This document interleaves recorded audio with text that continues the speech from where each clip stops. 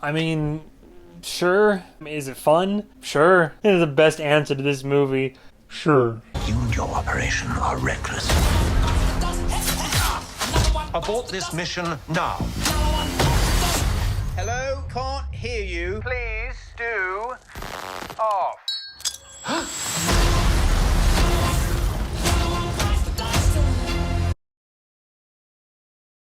And today we have, I gotta say it one more time, the Ministry of Ungentlemanly Warfare. Thought I would keep it one button extra. You know, there's a bunch of manly, burly men in this. Just thought we'd get a little bit more chest hair than normal. Yeah, dude, you made The Gentleman like years ago, and then you just want to put gentleman in your movie title again. I feel like Guy Ritchie's falling into this like archetype of film where it's like, all right, well, you know, we're all well-intentioned, we're all British, or we have accents of some sort. We all wear suits and we shoot people in the face.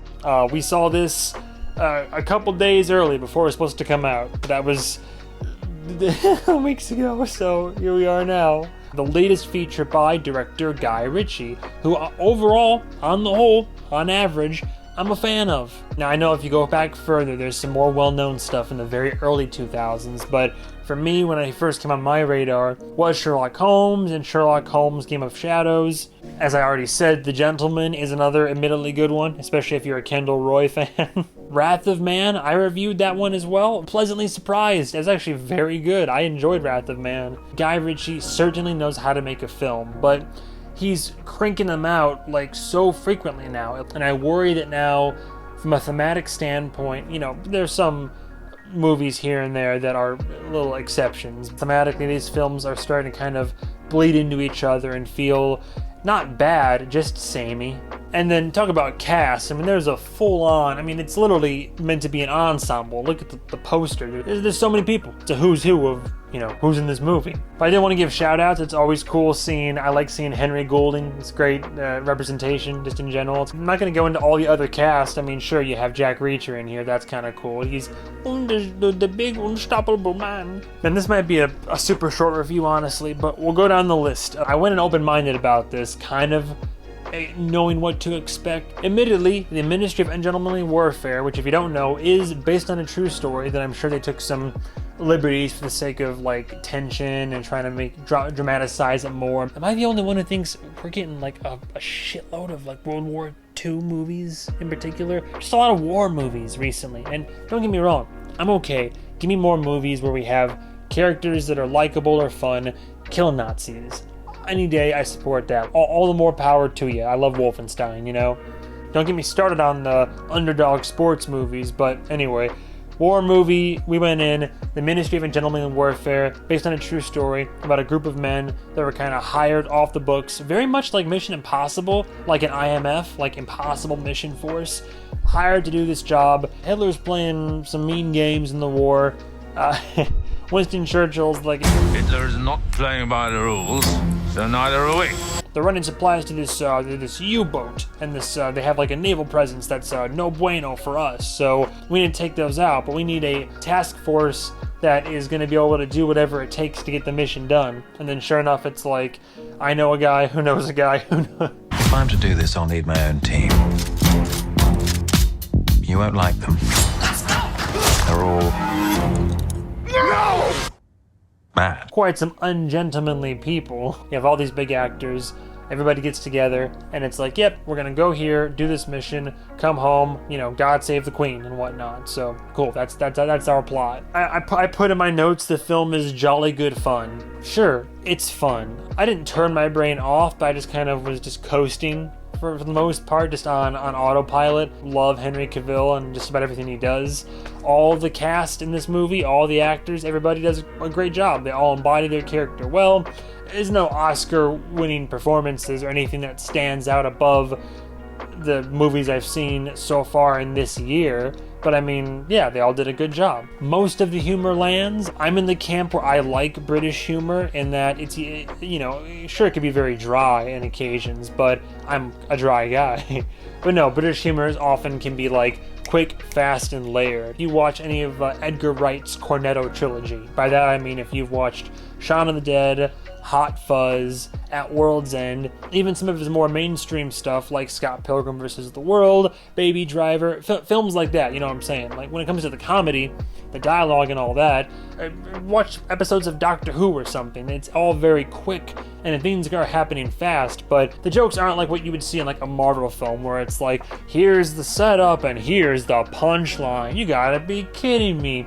But it's much quicker, and there's not a pause break for every joke, but if you listen, you're catching a lot of just humor, just people, characters, actors, and genuinely funny writing. And this movie's no exception. Guy Ritchie does do this a lot in his films.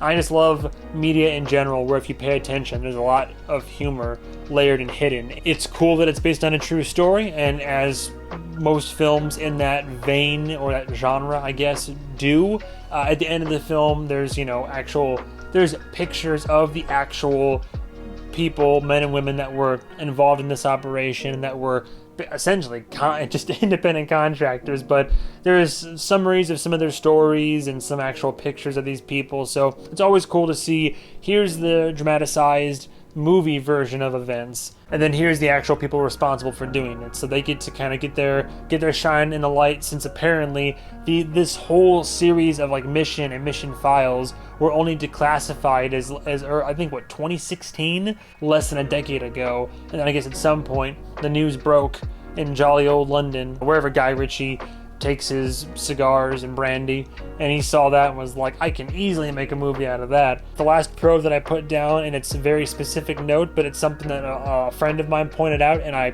definitely wholeheartedly agree.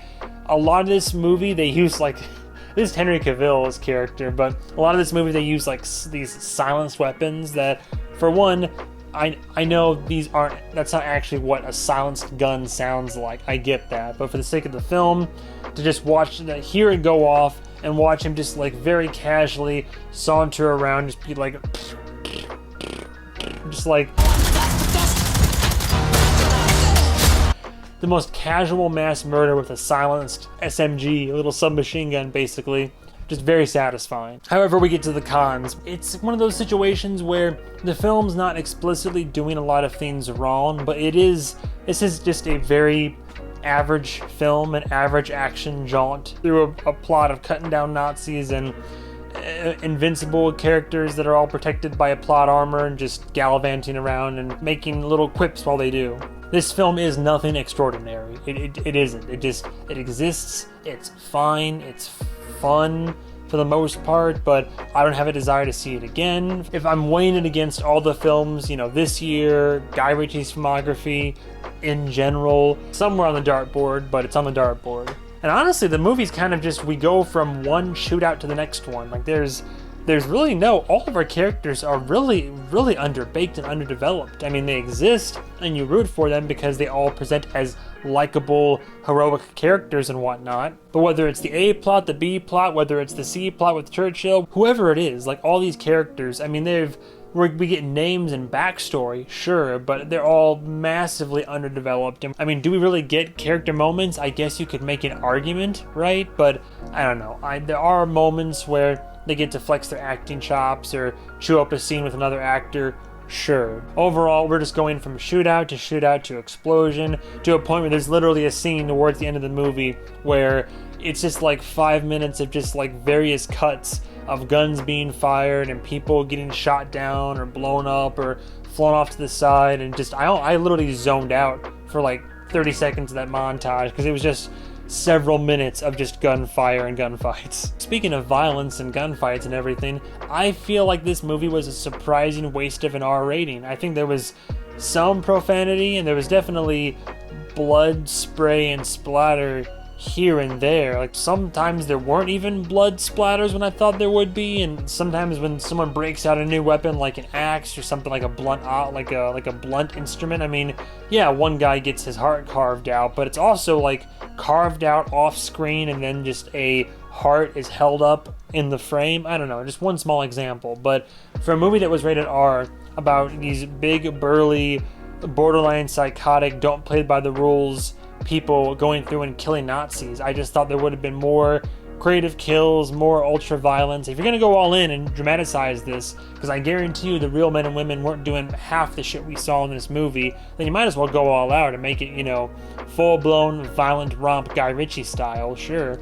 Even Wrath of Man had better, like, moments of violence and, like much better choreographed shootouts. Ultimately, the characters in this movie, just like the movie itself, does serve its purpose. It is meant to be a generic, fun, summer blockbuster. I don't hate it. I just, come on, like, I just want like a little bit of more creativity, ingenuity, a little bit more chutzpah behind the camera, something more to chew on, really. If you love these actors, and you love a war movie that celebrates the heroes like this, or if you love Guy Ritchie, then yeah, sure, catch it in theaters. It's almost always worth it to see a film on the big screen. But in terms of my personal taste and preference, and me recommending this film to you, I would say stream it, and even then it's a movie you could easily stream and not have to pay too much attention to it. Like, if you zone out, talk to your friend, if you're eating dinner, if you have company over, you're just looking for a cool background movie to casually watch while you and your buds get baked or whatever, then perfect. It is the perfect, just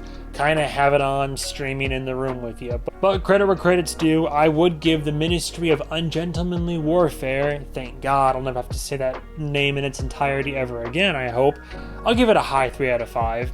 It is a high 3 out of 5. I mean, if we're being fair, it is technically an above average film. It does have a great cast of characters that are entertaining.